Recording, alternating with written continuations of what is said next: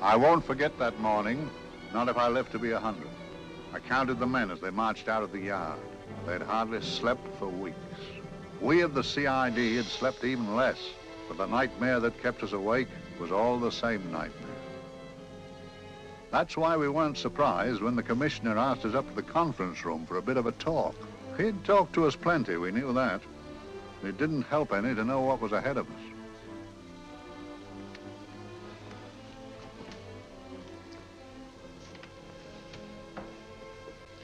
Must we have that window open, Gregson? Oh, shut it if you want to. Chief will be in enough of a temper without having a ruddy blast down the back of his neck.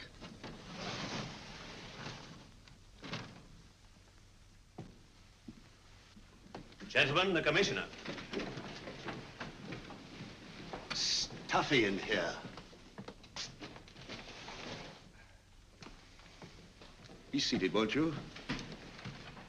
Gentlemen, if you wish to know what able men you are, read any of the works of popular fiction that glamorize your achievements, but don't, I beg of you, read the daily papers. They might give you an inferiority complex.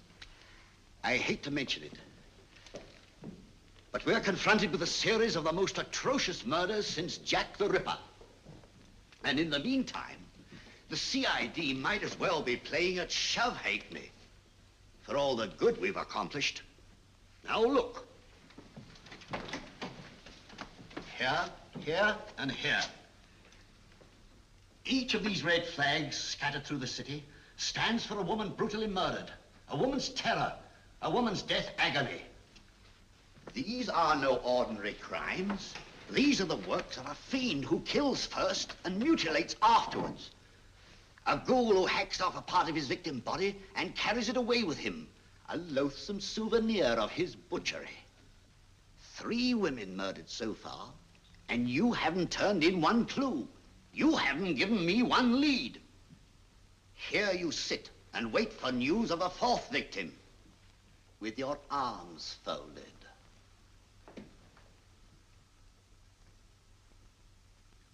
Well, we hadn't long to wait. It was down Lambeth Way where a young woman was hurrying home late last night. She saw something and stopped. It was a constable. He spoke to her and he walked along with her, just in case. He saw her go down the stairway to the basement lodging where she lived. We can only surmise what happened after that.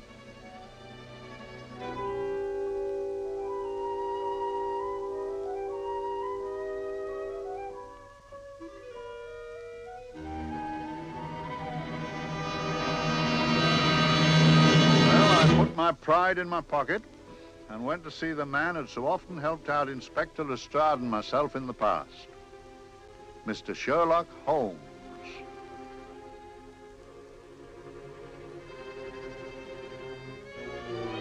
If ever a man needed help, I did.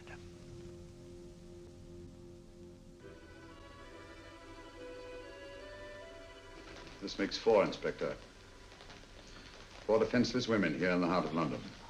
And everyone with the right forefinger hacked off. Not hacked, Inspector Gregson. Cleanly, expertly severed. The work of a skilled surgeon. That's our only clue. Much about the age of my sister's girl. Is there no way of stopping this, Mr. Holmes? Yes. There's a way, somehow. The fiend that did this. I promise. I promise. We've nothing to go on, that's the rotten part of it. We can't get far without knowing the motive. Well, at least we know what the motives were not. It wasn't robbery, nor passion, thanks be, nor yet vengeance. Because they all came of totally unrelated families. Steady, Inspector, steady. Sorry, Mr. Holmes. I don't turn a hair when it's a bloke that can look after himself. A little slip of a thing like that. Yes, it's horrible. Come on, let's get a drink.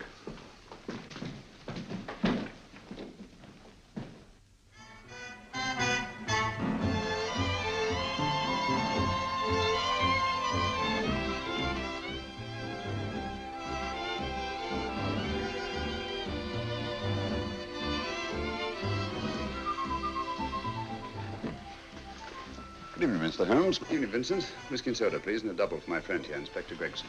Very good, sir. Take mine Irish. Decent of you to give me a hand with this thing, Mr. Holmes. Always a pleasure to be of help to Scotland Yard, Inspector. Little out of my line, looking for a maniac who murders just for the fun of the thing. Or perhaps just to get a human finger. In all 4 cases, the murderer risked capture by stopping to secure a finger. Wonder what for? Who knows? He's just a madman. Perhaps there's method in his madness. If we could just trace those missing fingers. If we could just drain the English Channel, we might find a penny. Huh? Oh, thank you. You may keep those, Mr. Holmes. Thank you.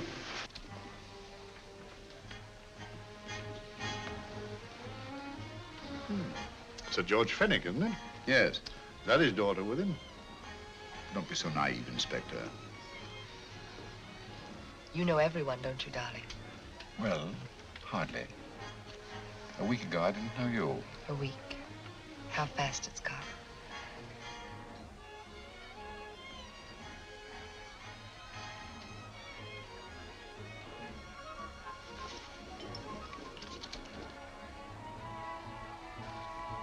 I collect these things. How very quaint of you. Shall we go? Yes.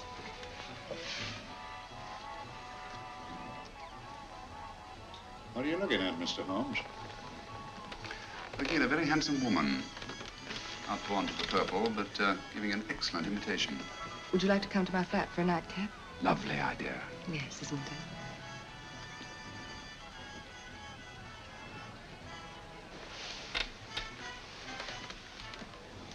Wonder where she's taking Sir George Fenwick. Don't be so naive, Mr. Holmes.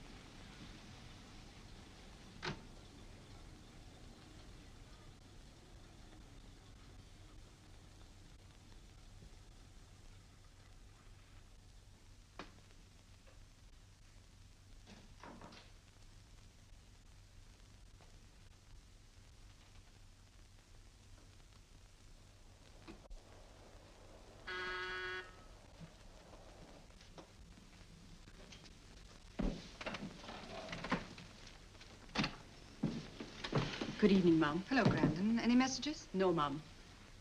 Thank you. Drinks, Grandon. One of your nice surprises. Yes, Mum. I say, you don't mean that, Grandon's a marvel, aren't you, Grandon? Yes, Mum. You wouldn't believe the things she can do. Ah, charming place. Delightful. Really? Do you think so? I'm so glad. Do sit down. Do you mind? Do I mind? What a question. I don't mind anything, really. Except not being with you. Now, you really don't want me to believe that, do you? Not too seriously. Good. We're both quite grown up, aren't we? Quite.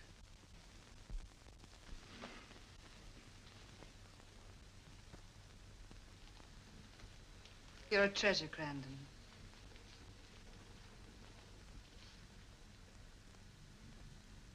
And lower the lights a little as you leave.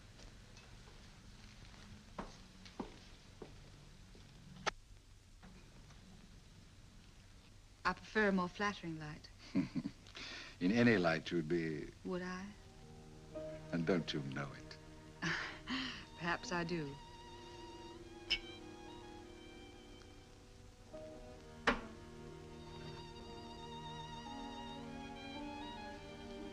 Oh, that priceless woman. You wouldn't believe it, but she's absurdly romantic. She loves dreamy music, and she thinks that we... But we do, don't we? Do we? Well, it's rather soothing, restful. Yes. And we all need rest at times, like tired children who've played too long. You've played with wooden soldiers, I suppose. Funny. Hadn't thought of that for years. Toy boats were my special joy. Anything I could set afloat anywhere. Like this. And this. Toy boats sailing into the Never Never Land. The land of beautiful dreams. Look. Look, odd, isn't it, how the light is reflected? Little specks of light that move and move. Like stars on a slowly moving stream. You know, Holmes, I'm very sensitive to atmosphere. No? Yes, I can tell by the feel of this room there's been a murder committed here. It may interest you to know, my dear fellow, it was the other side of that door at the foot of the stairs that the poor girl was murdered. If only I could find it. Find what? The one thing these unfortunate victims have in common that might give us a motive for these murders. There must be something. Another Jack the Ripper, if you ask me, a homicidal maniac. No, Watson. In the case of Jack the Ripper, there was one thing in common. His victims were all from one walk of life, living in the same section of the city. In this case, the murderer chooses his victims from all walks of life and from different sections of the city. No, my dear fellow, this is not the work of a homicidal maniac. It's something infinitely more sinister. You give me the creeps. What on earth are you talking about? Watson, I'm convinced that these murders are only incidental to some larger and more diabolical scheme. That may be, but why the severed fingers? The answer to that question, my dear fellow, is our only hope of solving these mysteries. Dear sister, I am so happy. I had such a lovely holiday at Brighton with you and Alf. And I'm looking forward to being with you again. Poor little thing. Sort of raises a lump in your throat. I can picture her sitting here happily writing this letter. And I'm not bit realizing that she's shortly going to her death. Hello? Gregson.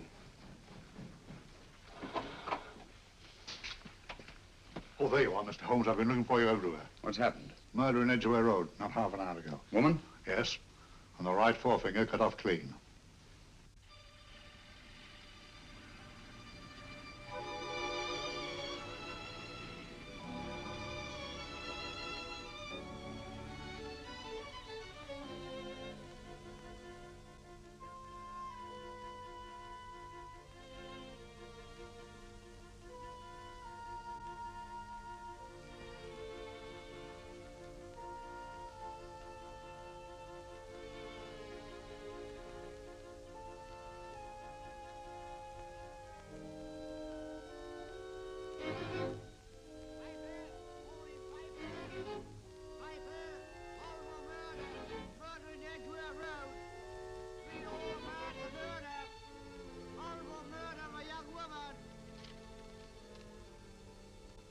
Papers! All for murder, papers, all about the murder. Morning papers, all about the murder, papers, horrible murder. Another young woman found murdered, papers here. Horrible murder, papers, papers, read all about it. Get your papers, murder in Edgware Road. Horrible finger murder. Shocking murder. Murder in Edgware Road. Horrible murder of a young woman. Read all about the murder.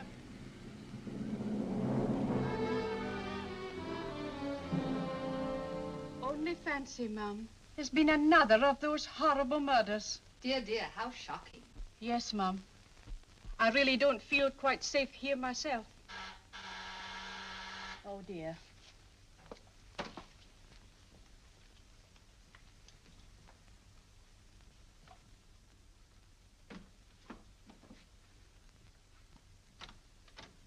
Why, Sir George! I must see Miss Marlowe at once. I don't know if she... I must see her. Where is she? Lydia. Why, Sir George, what is it? What happened? I don't know. You'll have to help me. You've got to help me. But I don't understand. Listen, I woke up a few minutes ago in a cheap boarding house off Edgware Road. I don't know how I came there. I don't know when. The last thing I remember is being here with you. Calm yourself, Sir George. When did I leave here? Well, it was about, It was 10:45, Mum. Precisely. You seemed, forgive me, just a little distressed. Detached, not interested. I thought I'd said something to offend you. I don't remember. I can't remember. Tell me, has this happened to you before? Before? Well, there is such a thing as amnesia, you know. If it was 10:45 when I left you, it was 9 this morning when I woke. Over 10 hours lost. 10 hours that I can't account for. And in my pocket when I woke, I found... Here in my pocket. That isn't... Oh, it's not for you, of course. It can't be. Excuse me, Mum, but there's a man asking to see the gentleman. Send him away. Yes, Mum. No, please. I'll see him.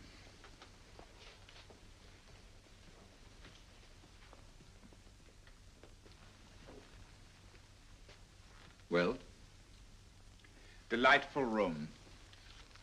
Not much like the place you woke up in this morning. You followed me here? Yes. Are you a detective? Oh, no. Quite the contrary. Don't be afraid, Sir George. You know my name? Oh, yes. A very old and highly honored name. And being the bearer of such a name, and also a very wealthy man, I thought you might care to possess yourself of this trifle. Rather than let it fall into the hands of the police. It is yours, if I'm not mistaken. The initials, GF. Where did you get this? It came out of your pocket. I saw it fall, but you never noticed. You were very busy, bending over something with a knife. Then you put something in your pocket.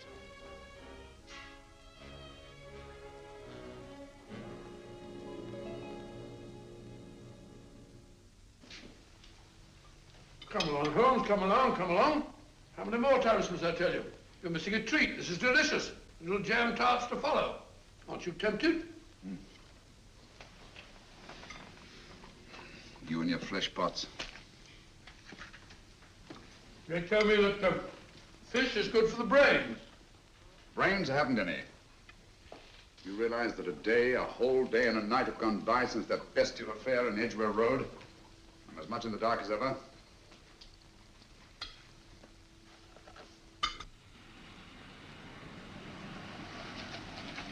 Hello, here comes a client, unless I'm very much mistaken.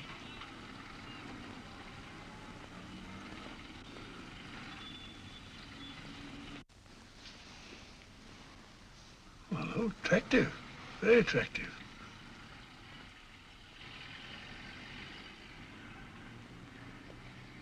Obviously, she left home under the stress of some very great emotion. How do you know that? She isn't wearing any gloves. A startling omission in a young lady of fashion. Oh, she didn't put her coat on. Open car, too.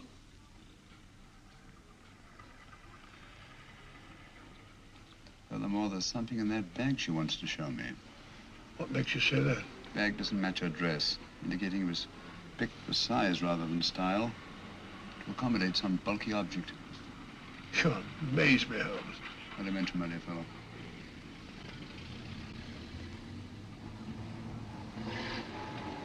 Well, that's interesting.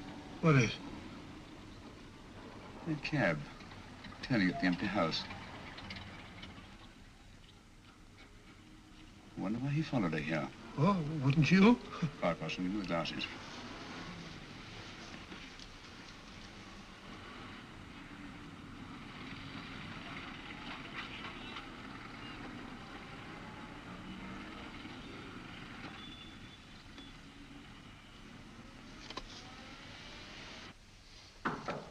Well, we shall soon know. Yes, Mrs. Hudson? It's a young lady, sir. Most urgent. Ask her to come in. Go right in, miss. Mr. Holmes? Yes, this is my friend, Dr. Watson. How do you do? How do you do? Mr. Holmes, you must excuse me, please. Yes, well, won't you sit down? Come along. May I? It's quite all right. Thank you.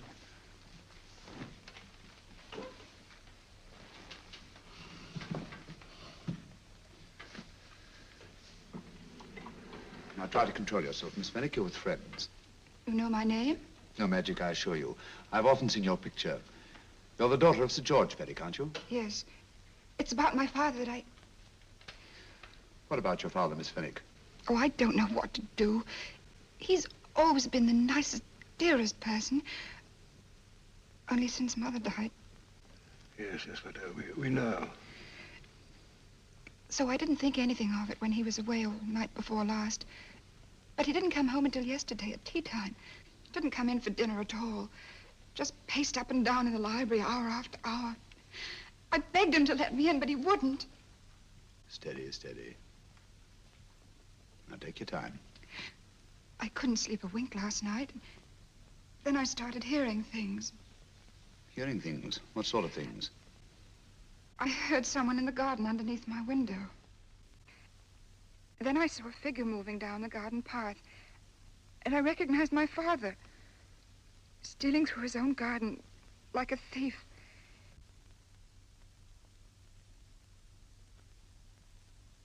He had a spade in his hand, and he stopped by the greenhouse where he started to dig.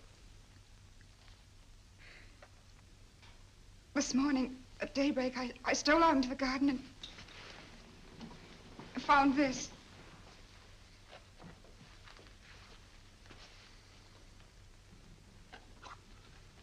A finger. A human finger. Bring up Scotland Yard, will you, Watson? Ask them to get hold of Inspector Gregson and tell him to meet us at once at George Fenwick's house, Kingston. Operator, get me Scotland Yard quick. Where's my father, Norris? He's still in the library, miss. Thank you. We'll see him right away. Will you come with me, please? Thank you. I got your message, Mr. Holmes. Yes, indeed. Dad, may I come in? Dad. It's funny. He doesn't answer. Do you mind? Please do. Thank you. Watson, quick. Oh, Come along, no, my dear. no, no. Take charge, Miss Fenwick, please. Sorry, sir. No, miss, please. Please come along with me.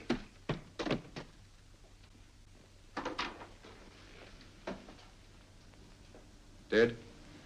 Yes. What do you make of it, Doctor? Shot in the back, between the second and third ribs. The bullet undoubtedly had penetrated the heart.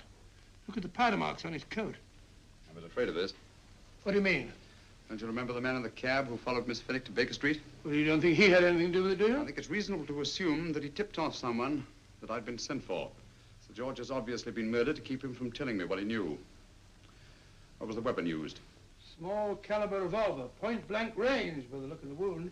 The murderer came in through those French windows. The mud from the garden he brought in his boots. Sir George must have surprised the intruder. Passed the room to him here. What follows we can't tell. But from the location of the wound, I'd say that he turned his back for a moment, and as he turned, the muzzle of the revolver was placed between his ribs and one muffled shot fired. And you mean to say he kept on going, even after he was shot? There's no doubt about it. Look there. The trail of blood leads us back to the desk. Something Sir George was after. Something. I know. He was trying to summon help, poor chap. I don't think so, Watson. There's the bell pull by the fireplace. No, you'll notice from the trail of blood that Sir George made straight for this desk here. I wonder, there was something he was desperately anxious to get. Hello. His right hand's clenched. That's perfectly natural. Death agony. But the left hand lies open. Why only one hand clenched in the death agony? The right hand, the hand nearest the desk. Please note that. If Sir George took something off this desk, something so important that he spilled his last drop of blood to get it, I want to know what it is.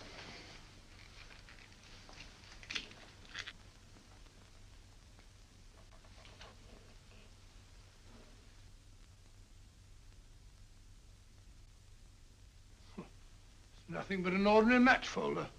Where does that lead us? I imagine to something very important, Gregson. This match folder's from Pembroke House. Why shouldn't it be? He was there, you know. We saw him yesterday. Yes, but the effort he made after he was shot to get hold of this match folder. It's just possible he wanted someone to remember Pembroke House. He may have wished to recall it to someone who saw him there. Someone who, like ourselves, saw him with a woman.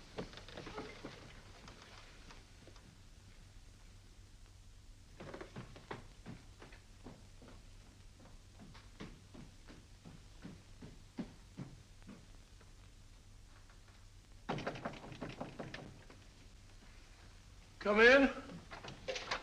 Oh, Dr. Watson, this came by hand for Mr. Holmes not 10 minutes ago. Thank you, Mrs. Hudson. That would be the report from Mr. George's bank. Report from Sir George. Oh, really? Don't you remember his daughter told us that he'd just closed his account? Had it looked into at once.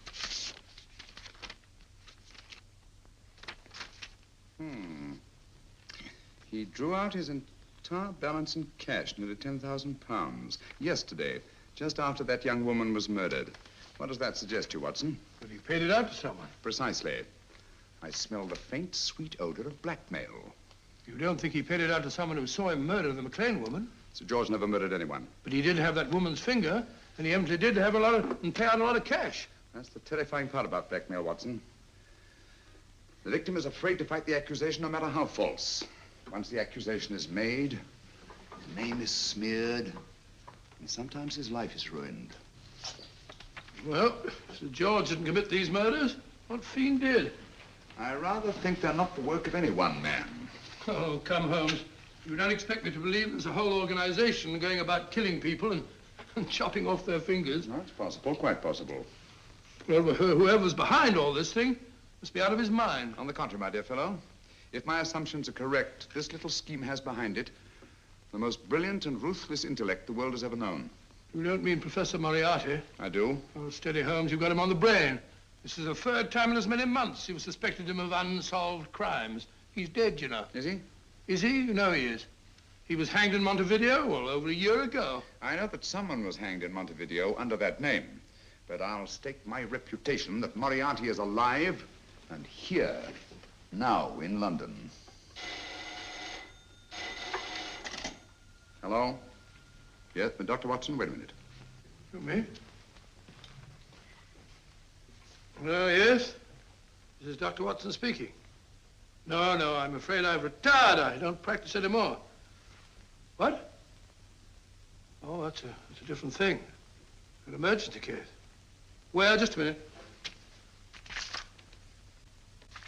Yes? Yes, well, see, she's not moved. Remember that? Don't touch her till I get there. Fractured case in McCardle's Mews. Heavy woman. 14 stone. Look at dust.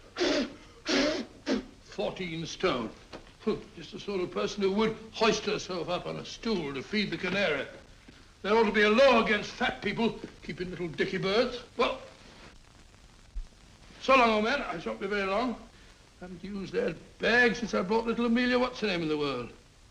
She grew up to be a very unattractive child. Oh, who wouldn't with a name like Amelia? Oh, Amelia. Amelia.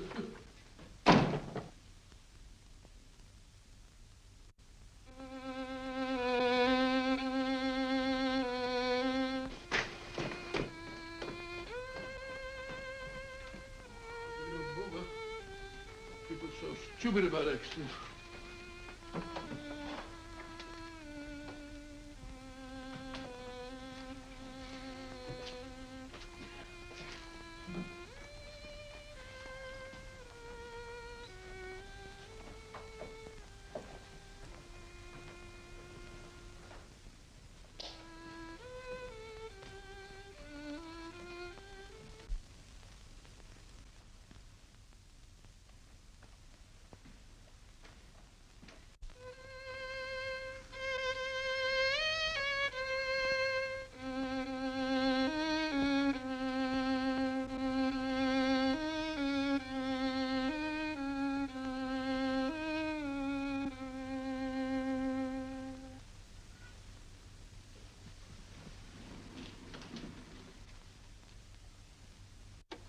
Oh, Professor Moriarty.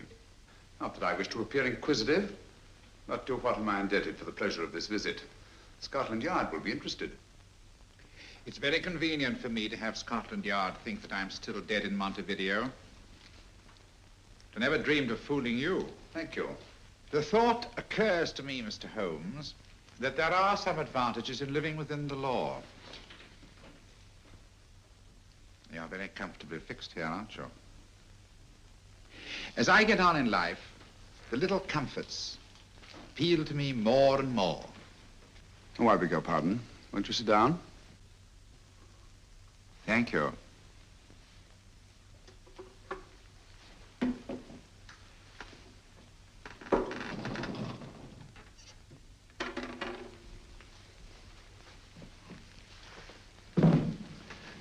And now, Professor Moriarty, what can I do for you? Everything that I have to say to you has already crossed your mind. And my answer has no doubt crossed yours. Yes, final? What do you think? I shall not rest until you are hanged for the finger murders. You've no proof, you know. No, not a shred. But I have you. I could turn you over to the police here and now. You could. But if you did, you'd never see Dr. Watson again. Oh, the telephone call. Quite. I rather assumed you had taken some such precaution. Or I should have snatched up a revolver and indulged in a fit of heroics when you came in. Very smart, aren't you? Not smart enough. Or I should have anticipated you. But if any harm comes to Dr. Watson, I shall seek you out. I shall not rest until I find you, and when I do... No harm will come to Dr. Watson this time.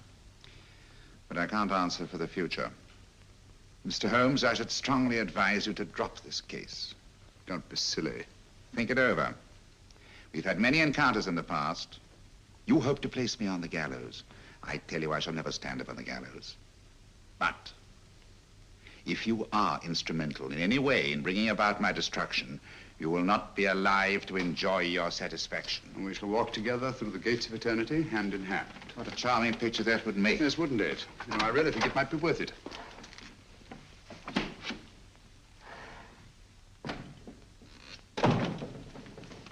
Shoelaces, Governor? Tuppence a pair. And strong enough to hang yourself. How many more times must I tell you I don't want your filthy shoelaces or your company? Shoelaces, Governor? Blasted impertinence. Run along, my good man, or I'll give you in charge. Shoelaces, Governor? Shoelaces, Governor? Help a poor bloke. What's only got one arm? Any luck with Mr. Holmes? You can read his obituary in tomorrow's papers.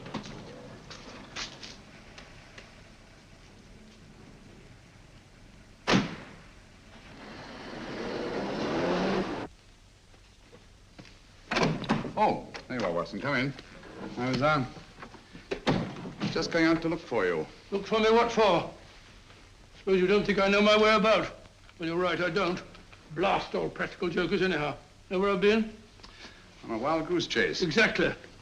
There's no such number in McCardle's Muse. Some fool's idea of a joke. Did you see anyone? No, nobody especially. Only a whining old idiot selling bootlaces. Persistent beggar, wasn't he? Stuck to you like grim death. Huh? How do you know? And finally left you for someone who looked like better pickings. Someone, my dear Watson, was Professor Moriarty himself. What? He's just called on me. Moriarty here and you let him go? But you must be out of your mind. Why? Well, he bluffed me into believing that he was holding a friend of mine as hostage. Friend of yours who? Oh, nobody very important, just a fat, lazy fellow. Medical man, I believe. Medical man? Do I know him? Yes, I think you do. Fellow by the name of Watson. Watson, never heard. Who, me? I'm afraid so, old fellow. Your street hawker's job was to do away with you in a certain contingency. And you let Moriarty go? Because of me? I had no choice. I can't afford to lose you, old fellow. Well, it's very decent of the old chap, I must say, but... I wish you'd nabbed him. We shall, never fear. I know the motive for the finger murders. All I have to find out now is the method used with the blackmail victims. Method? Yes. How does Moriarty get them to the scene of the crime? How does he plant those severed fingers on them? And how does he scare them into believing that they may have committed those atrocious murders themselves? Curious.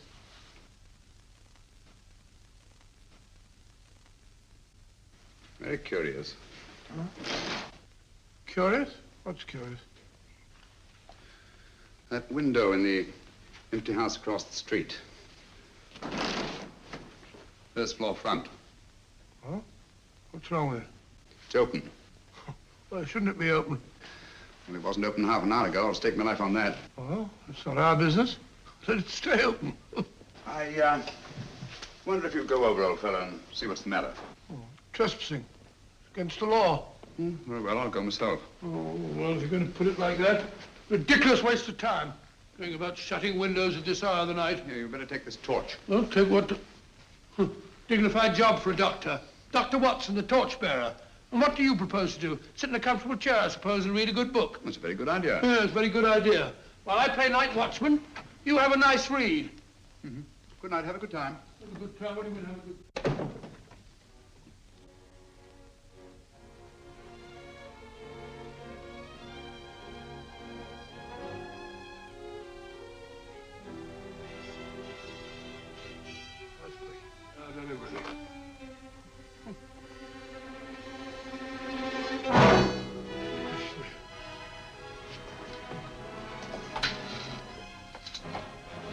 For?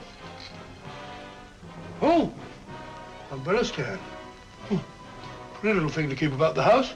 Must have been a pet.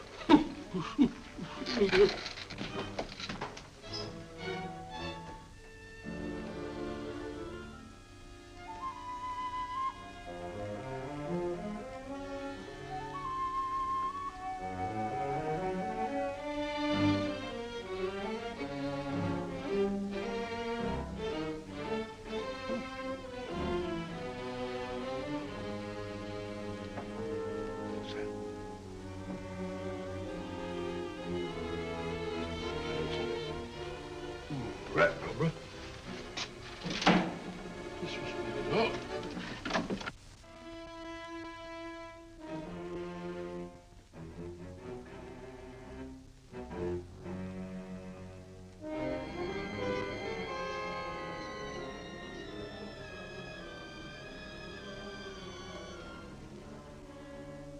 While he sits comfortably reading a book.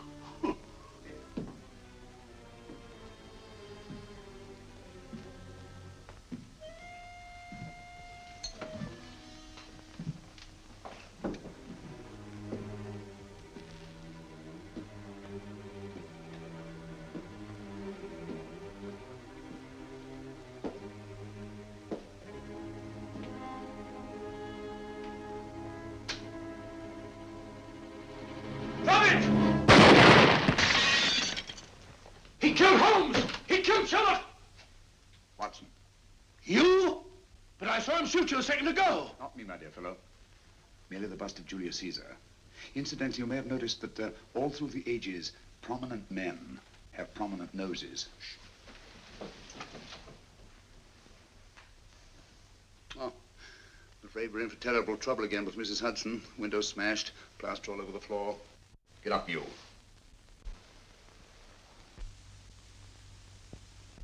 Corporal Williams, Middlesex Regiment. Discharged from the army as physically unfit. Yeah. Papers seem in order.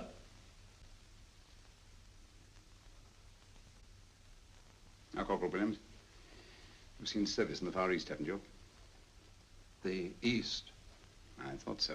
Look at his complexion, Watson. Yellow as saffron. He's been taking antibrine. Cure for malaria. Sniper, aren't you? Sniper. Why did you try to kill me? I had to kill him. I had to. Oh, snap out of it. Stop it, Watson. He's shamming. No, he isn't. Who told you to kill me? She told me. She told you? She told me I couldn't miss. Well, luckily you did miss, you murderer. He isn't a murderer, Watson. Listen, Corporal Williams. She told you you had to do it, didn't she? I had to do it. I've got it, Watson, I've got it. Got what? The method used in the finger murders. Well, what is it? Hypnotism, my dear fellow, hypnotism. And it wasn't against his nature, that's the devilish part of it. They picked a man for their purpose whose job was sniping. Who are they? Professor Moriarty and his finger murderers. Williams spoke of a woman. I think you'll find that she asked him home tonight for a drink. Nice quiet rooms, soft lights, music. You got it all pat, Mr. Holmes. What's the lady look like? Up 30, nice figure, blonde, lustrous eyes. Oh, really? Got a phone number?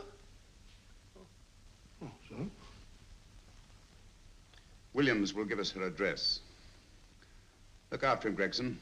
Don't let anyone come near him. He's our key witness in the finger murders. Well, I hope you're guessing right, Mr. Holmes. Get up, Williams. Now, go with Inspector Gregson anywhere he tells you. Come on. Yeah. Ring me as soon as he comes to himself, will you? I will. Good night, gentlemen. Good night. Well, if you believe that fellow Williams was hypnotized, I suppose you think Sir George Fenwick was hypnotized too. Yes, I'm quite sure of it. Have a cup of tea? Thanks, old boy. Nothing to eat. Well, why didn't these people make Sir George do the murder himself? Because they didn't want to get him hanged. They wanted to blackmail him. Well, who do you think the actual murderer is? One of Moriarty's gang. A diabolically simple technique. Kill a woman. Yes, but why cut off the fingers? My dear fellow, don't you understand? The severed finger is what links the blackmail victim to the murder. He wakes, finds the grisly thing in his pocket. He doesn't know how it got there. He's no idea that he's been hypnotized. For all he knows, he may have committed the atrocious crime during some dreadful lapse of sanity. In that state, when he's utterly demoralized, the blackmailers take over. Is that it? Undoubtedly. You see, they swear that they saw him commit the murder. And being human, the victim will pay anything rather than stand trial on a charge that will make his very name loathsome. Oh, it all fits in if you believe in hypnotism. The only possible explanation. You think the hypnotist is that woman with the blonde hair and the lustrous eyes, the woman you invented? I didn't invent her. I saw her. What on earth are you talking about? That woman, my dear Watson, was with Sir George when he left Pembroke House. I saw her there. I shall see her again, and Williams will lead me to her. That's why it's so important to keep him safe. He will identify her.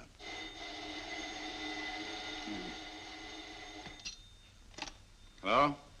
Yes? Inspector Gregson? What? I'll get every constable in the district. Yes, I'll be over at once. What's happened, Holmes? Williams is missing. Great Scott! Come on.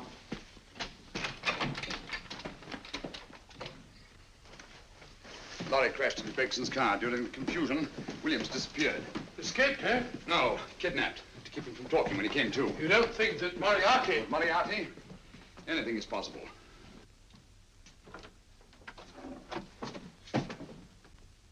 Williams!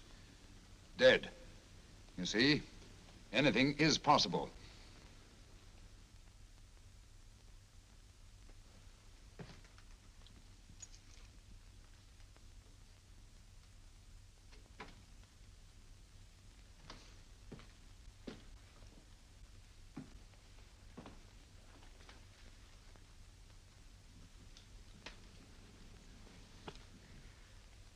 Oh, good morning, Professor Moriarty.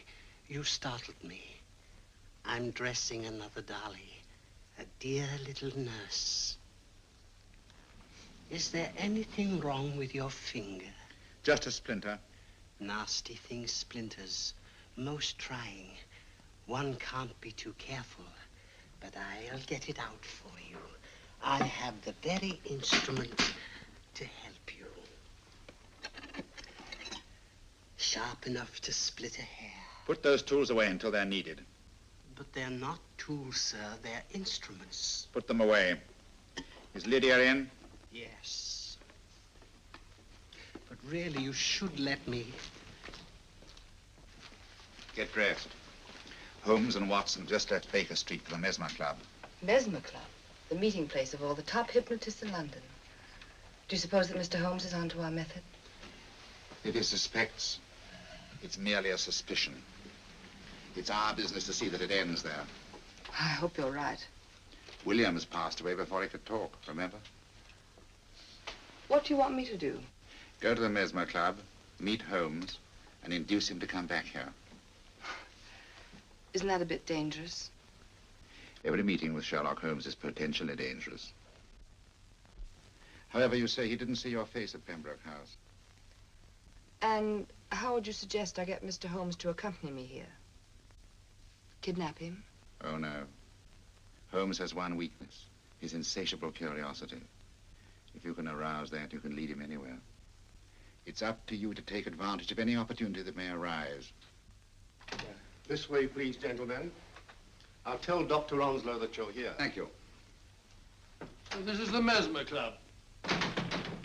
If you ask me, hypnotism is a lot of mumbo-jumbo. Oh, come now, Watson. As a medical man, you must admit that hypnotism has its place in modern science. That may be, but 90% of hypnotists are crooks of the worst kind. Nothing more than a lot of charlatans exploiting weak-willed morons. Ah, Dr. Onslow, I believe. Happy to meet you, Mr. Holmes. Your brother Mycroft suggested I might be of help to you. He's a valued member of our little group of charlatans and crooks.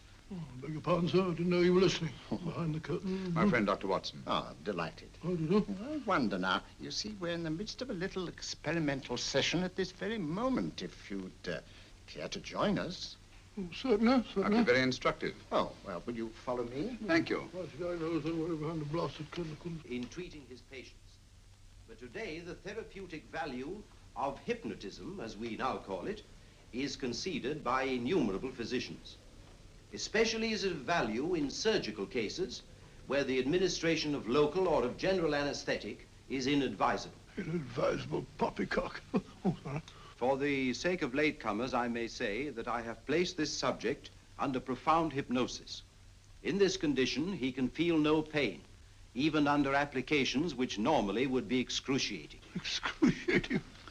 You excuse me, please. Carter, you are having a peaceful sleep.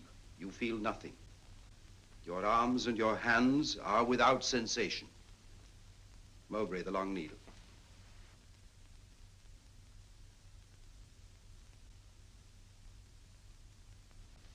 Carter, give me your right hand.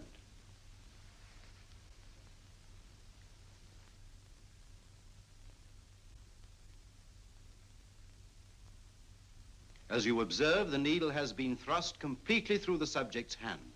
No feeling, no pain. This lack of feeling is the one infallible test of profound hypnosis. Nonsense.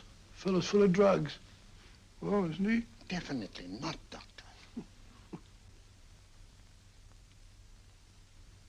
Wake up, Carter, wake up. You feel well and rested, remember. No pain anywhere.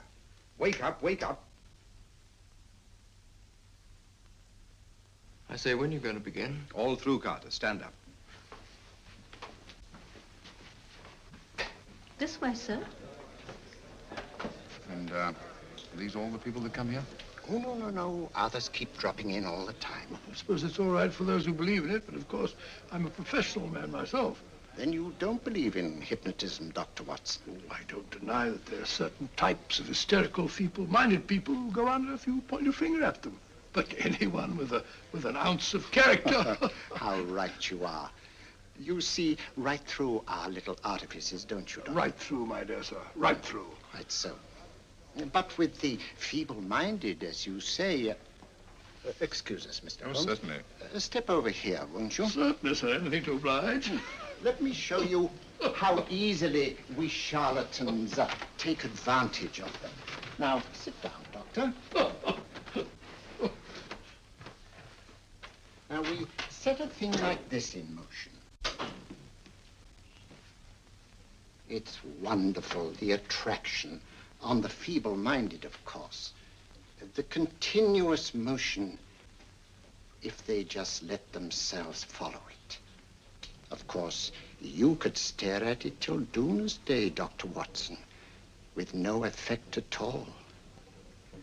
Still, it might make you a little drowsy, like the white ribbon of road at night when you're driving. The rhythm is smooth, unbroken, and the road goes on and on, round and round, always the same, winding and winding. And you're drowsy, you're tired. Let the road come into you, as it were. The long road, the smooth road, the road to sleep. Sleep.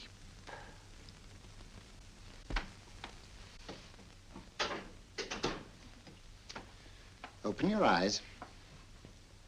Stand up. Turn around. And now, Dr. Watson, you're on a holiday in Scotland. The country is amazingly beautiful. We're coming to a stream. It isn't deep. Better take your shoes and socks off.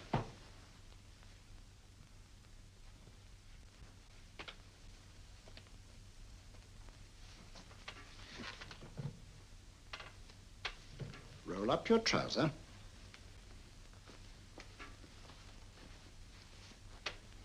That will do. The other leg is waterproof. Turn around. Mind the pebbles.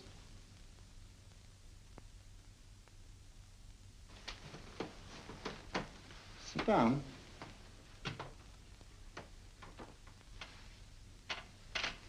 Wake up now.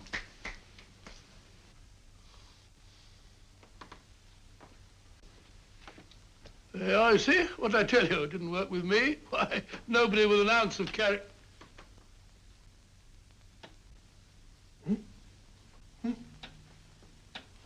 I think you'll need these.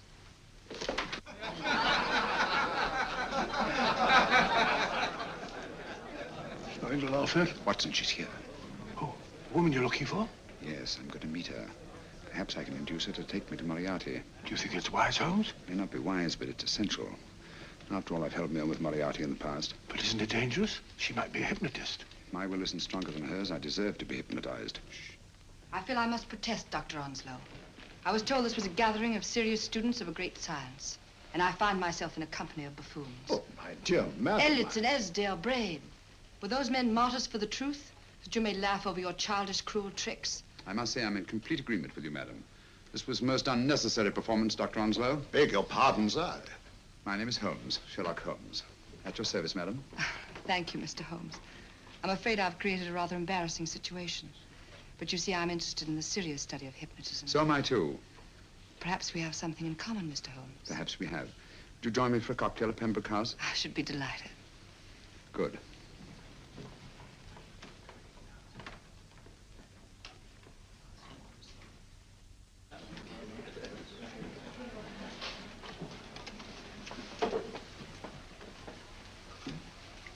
Thank you. I didn't know there was such a pleasant place in London. It was so nice of you to suggest our coming here. I thought a little pick-me-up would do us good. You mean you thought I looked... I like the way you look. Thank you. I suppose I did lose my head a little at the Mesmer Club. But you see, hypnotism is almost a religion with me. I know so well what it can do to help, heal. And I can't bear to see it used for trivial purposes. I know very little about it. That's why I went to the Mesmer Club. You see, I'm rather puzzled just now with the case that I'm working on. How fascinating. Tell me about it. It's the murder of Sir George Fenwick. Fenwick? Who's he? Quite a well-known figure. Odd now I come to think of it. The last time I saw Sir George was here at Pembroke House. Strange. Yes, isn't it? He was sitting, I believe he was sitting at this very table. Cigarette? Thanks. Do go on. There was a charming lady with him. He was lighting a cigarette.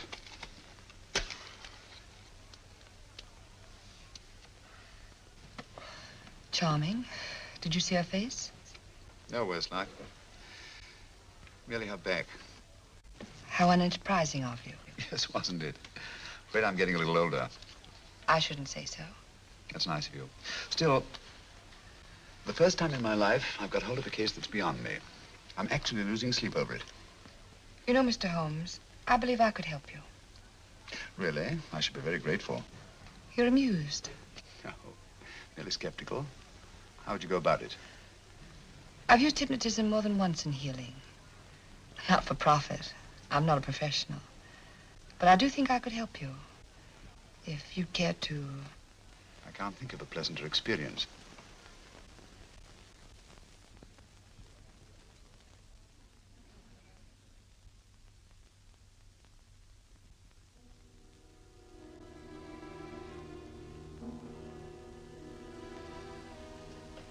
Low lights, music, is that all there is to it? You must relax, Mr. Holmes. I'm afraid you're a rather difficult subject. So I thought perhaps a little help. Materia medica might be advisable. Drugs?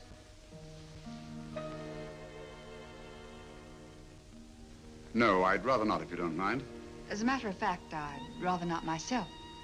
But Schrenk-Notzing he practiced in Munich, you know. Believed it the best means for difficult subjects. Do you mind? Well, as a matter of fact, I don't approve of sedatives. Just as you wish. We don't have to go on with this at all, you know. Wait a minute. Wait a minute. All right. I'll take a chance. It's really quite harmless. What is it? Cannabis japonica, an oriental soporific. You'll need water.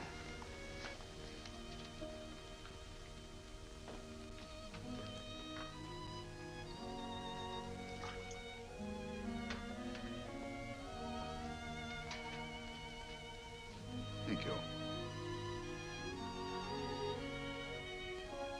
Now sit down, Mr.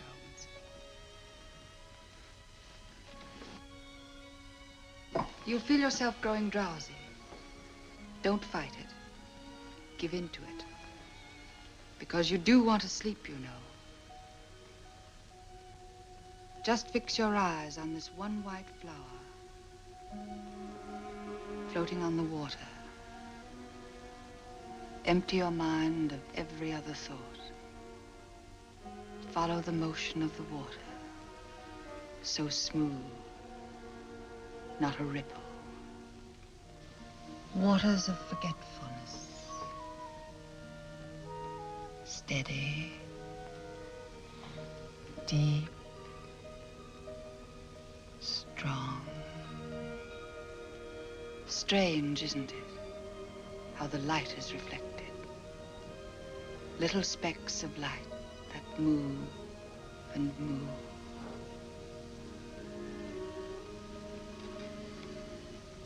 It's restful here. It's peaceful. It's friendly. And you're very close to finding what you're looking for. You'll find them soon now. The guilty ones. When you're rested, gentle waters closing over you. Steady, deep, strong. Drawing you down, down, down.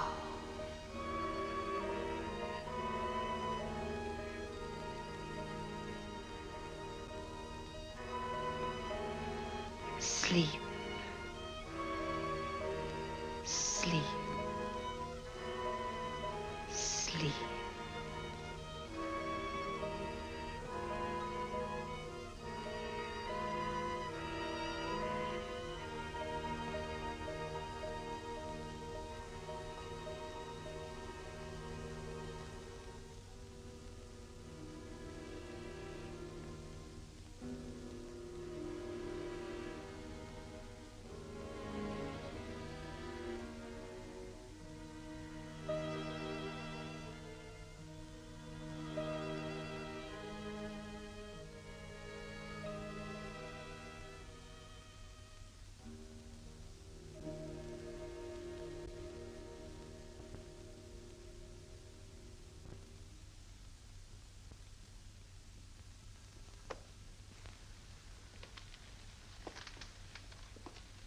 Here he is, Professor Moriarty. Stand up, Mr. Holmes.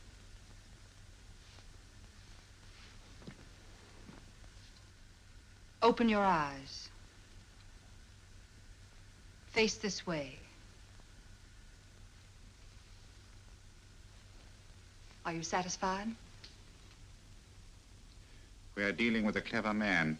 He may be shamming. There's just one infallible test for profound hypnosis. You ready, Dr. Simnel?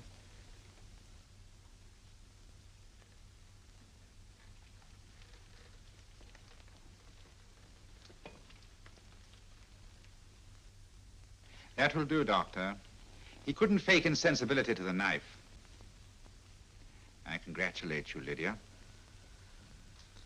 Turn round, Mr. Holmes. Now walk to the desk.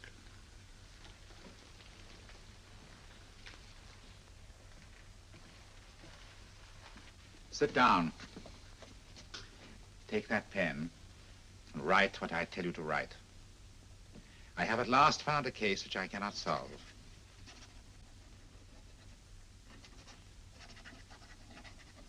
I have outlived my usefulness.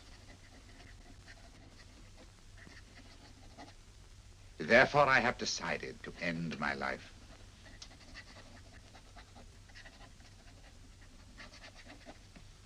Sign your name. Now blot it.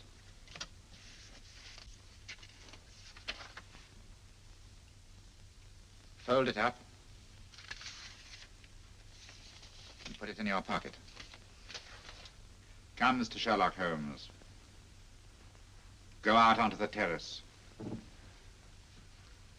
But it won't look like suicide, sir. I'm sorry, but Mr. Holmes' injuries must all be self-inflicted.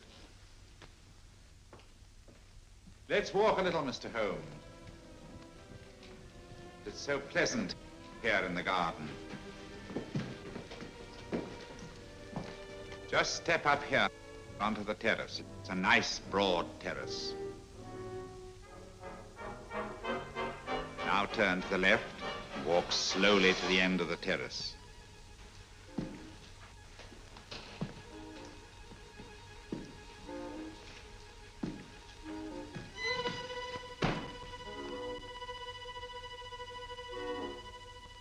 Don't stop. You must walk to the end, you know.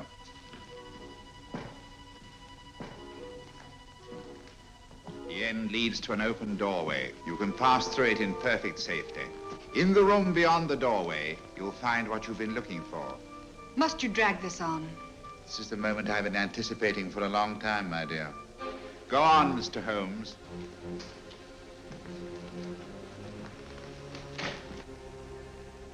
Through the open doorway, you will find the man responsible for the finger murders and the death of Sir George Fenwick. Professor Moriarty. Holmes! Stand still. What a beautiful view, Watson. I'm quite enjoying it. No, you're not. You're hypnotized.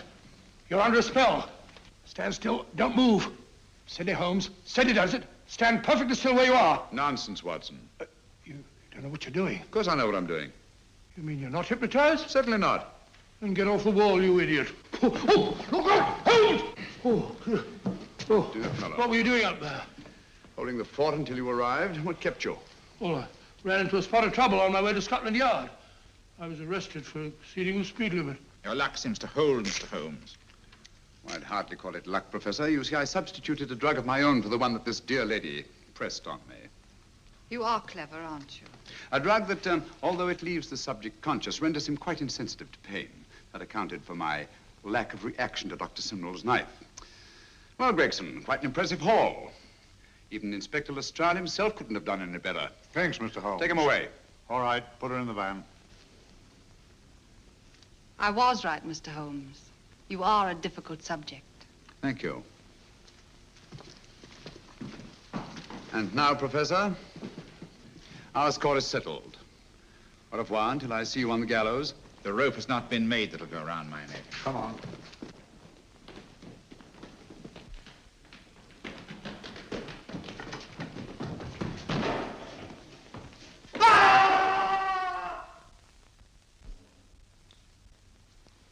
take care of things, Mr. Holmes. Thank you, Inspector. Come on. An evil man, Holmes, but what a horrible death. Better than he deserved. What are you thinking of? I'm thinking of all the women who can come and go in safety in the streets of London tonight. Stars keep watch in the heavens. And in our own little way, we too, old friend, are privileged to watch over our city.